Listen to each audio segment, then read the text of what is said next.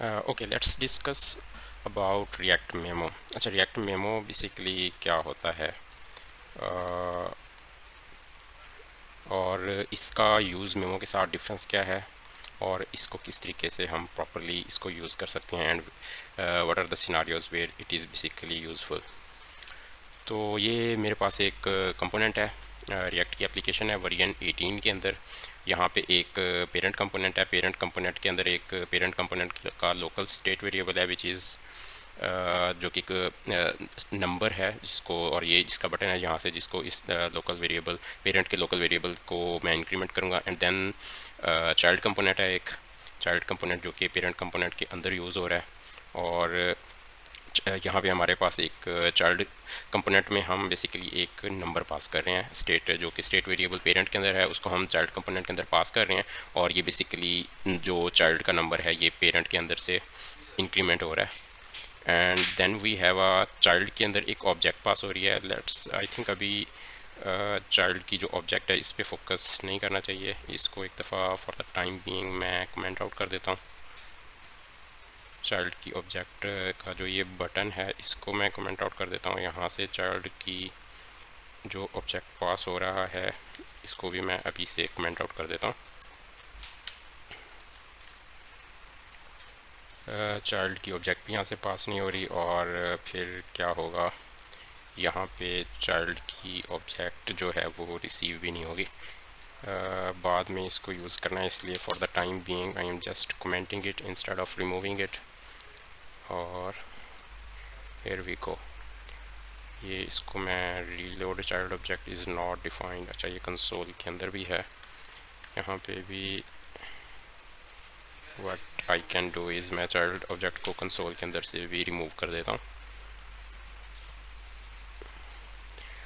Okay, एक ये मैंने कंसोल लगाया हुआ है चाइल्ड कंपोनेंट के अंदर जहाँ से हमें पता चलेगा कि चाइल्ड कंपोनेंट इस वक्त रेंडर हो रहा है कि नहीं हो रहा। तो this is all the scenario.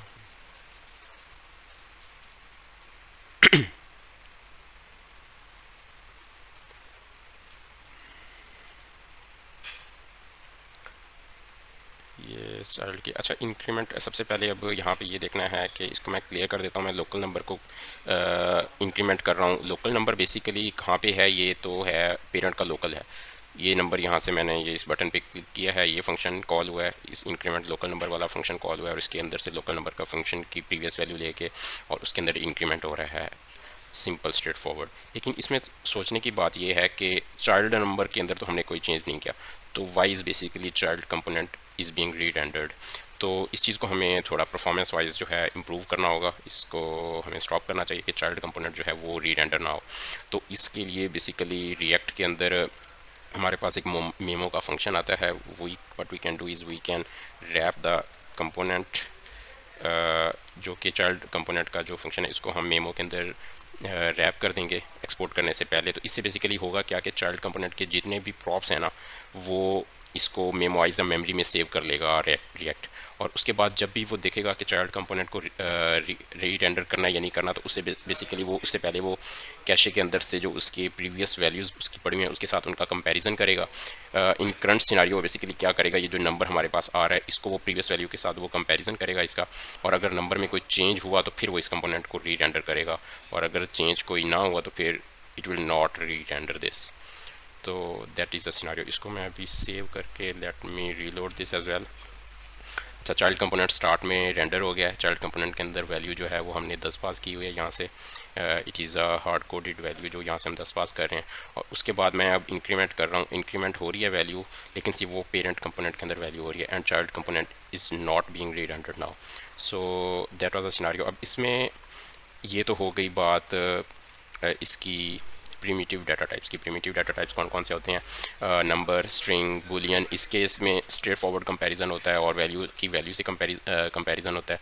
तो प्रीवियस जो वैल्यू थी वो 10 थी, बाद में भी 10 पास हो रही है, तो इस वजह से कंपोनेंट जो है वो चाइल्ड कंपोनेंट वो री-रेंडर नहीं हो। लेकिन एक दूसरा अगर नॉन प्रीमिटिव डाटा टाइप जैसा कि ऑब्जेक्ट या अरे, अगर हम वो पेरेंट से चाइल्ड में पास करते हैं तो what will happen in that case. उस केस में ये मैंने ऑब्जेक्ट बनाई हुई है चाइल्ड ओबीजे, इसके अंदर ऑब्जेक्ट है, इसके अंदर ऑब्जेक्ट के अंदर एक की है नंबर और उसके स्टार्ट में वैल्यू है 0।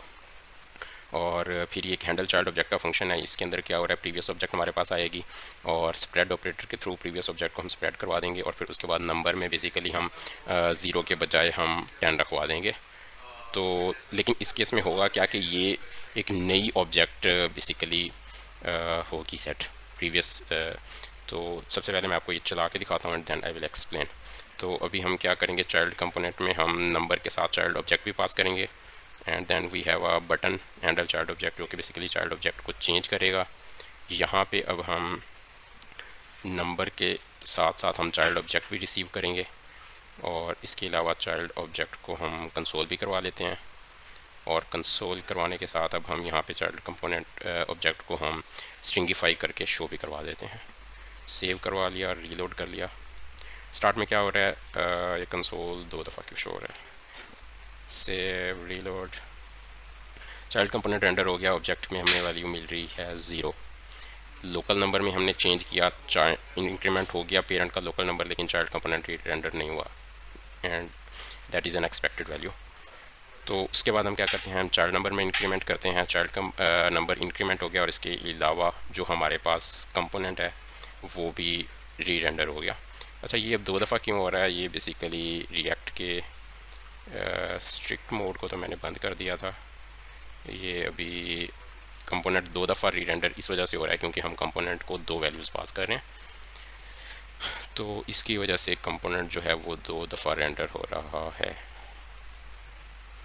ठीक हो गया। अब फिर से हम इंक्रीमेंट करते हैं, चाइल्ड कंपोनेंट के अंदर इंक्रीमेंट वैल्यू हो गई और चाइल्ड कंपोनेंट भी हमारे पास री रेंडर हो गया। Now what will I do, I will basically change child object. Child object change हुई, चाइल्ड ऑब्जेक्ट चेंज हो रही है और उसके साथ चाइल्ड कंपोनेंट भी री रेंडर हो रहा है। अब इसमें देखने की बात यह है कि चाइल्ड कंपोनेंट जो है इसमें जो ऑब्जेक्ट है वो तो बेसिकली सेम ही है ना, लाइक पहले भी जो ऑब्जेक्ट थी that was number with value 10 और बाद में भी यही सेम ऑब्जेक्ट है, तो फिर चाइल्ड कंपोनेंट री रेंडर क्यों हो रहा है। तो इसमें कॉन्सेप्ट है प्रिमिटिव और नॉन प्रिमिटिव डाटा टाइप्स का। Let me explain this. जैसे कि एक वेरिएबल है हमारे पास var a is equal to 5 and then we have another variable var b is equal to 5। तो अभी हम क्या करते हैं, is a is equal to b, तो ये ट्रू है क्योंकि यहाँ पे ये प्रिमिटिव डाटा टाइप्स हैं। तो a की वैल्यू जो है 5, इसका कंपैरिजन हो रहा है b की वैल्यू 5 से, and that is true. And same goes with string और बुलियंस के साथ भी बिल्कुल सेम कॉन्सेप्ट होता है। लेकिन नॉन प्रिमिटिव जो डाटा टाइप्स होती हैं उसके केस में ये सिनारियो नहीं होता। Like var a is equal to object, अब हम यहाँ पे बना देते हैं number 5 and var b is equal to, दोबारा हम यहाँ पे नंबर बना देते हैं नंबर 5। अब देखने में से तो ये 2 ऑब्जेक्ट्स बिल्कुल सेम है, बट इन द मेमोरी ये जब नॉन प्रिमिटिव डाटा टाइप्स होती हैं तो उसमें वैल्यूज़ का कंपैरिजन नहीं होता, बल्कि उसमें ये non primitive data types memory में जहाँ पे सेव हो रही होती हैं उन मेमोरी का आपस में कंपैरिजन होता है। तो रैम के अंदर ये 2 ऑब्जेक्ट्स एक डिफरेंट मेमोरीज़ पे सेव हो रही होंगी, तो इसकी वजह से when we will compare a with b it will be false, क्योंकि हो सकता है कि ए जो हो वो स्टोर होगी एक सेपरेट मेमोरी नंबर लाइक 4 इस नंबर पे, and then we have a b हो सकता है कि एक दूसरे मेमोरी नंबर पे स्टोर होगा like on this different number. तो इन दोनों का आपस में जो कंपैरिजन होगा वो एक फिर वो वैल्यू। अच्छा, यहाँ पे अब जब मेमोरी कंपैरिजन होगा दोनों का तो ऑब्वियसली ए ऑब्जेक्ट जो है वो एक डिफरेंट मेमोरी लोकेशन पे सेव है और बी एक डिफरेंट मेमोरी लोकेशन पे सेव है, तो इसकी वजह से जो इनका रिज़ल्ट आया वो आपस में फॉल्स आया। तो यहाँ पे भी बेसिकली यही हो रहा है कि एक पेरेंट कंपोनेंट के अंदर से हम जो ऑब्जेक्ट पास कर रहे हैं वो बेसिकली, क्योंकि यहाँ पे पेरेंट के अंदर हमने ऑब्जेक्ट की वैल्यू तो बिल्कुल वैसी ही है, एक ऑब्जेक्ट है उसके अंदर 21 है नंबर और उसके अंदर वैल्यू 10 ही है। देखने से तो ये सेम ऑब्जेक्ट है, लेकिन क्योंकि ये एक डिफरेंट ऑब्जेक्ट मेमोरी के अंदर सेव होती है जिसकी डिफरेंट मेमोरी लोकेशन होगी, तो जब रिएक्ट जो है इस वाली ऑब्जेक्ट को जो प्रीवियस ऑब्जेक्ट है उसके साथ उसका कंपैरिजन करेगा, तो रिएक्ट विल कंसीडर कि ये डिफरेंट ऑब्जेक्ट है, क्योंकि एक डीप मेमोरी कंपैरिजंस ऑब्जेक्ट या अरेज का कंपैरिजन करना वो बहुत टफ हो जाता है, तो रिएक्ट उसको अवॉइड करता है। और जब ये मेमोरी कंपैरिजन में वो इसको same object different object consider करेगा तो वो इट विल री रेंडर द कंपोनेंट। तो इसकी वजह से जो कंपोनेंट है चाइल्ड का वो री रेंडर हो जाता है। इसके बजाय अगर हम नंबर को पास बेसिकली हम एक यहाँ पे फंक्शन इंक्रीमेंट चाइल्ड नंबर का फंक्शन है, इसके अंदर मैं इंक्रीमेंट चाइल्ड नंबर के इस फंक्शन को यहाँ पे मैं क्या करता हूँ, मैं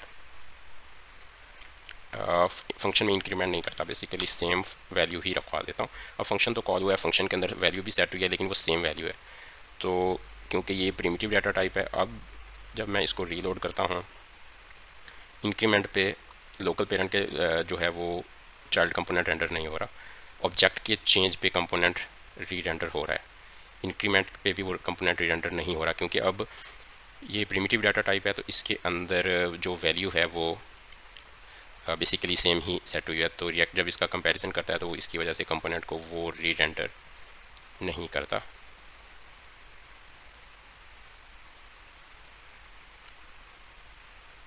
So that was a concept of React Memo.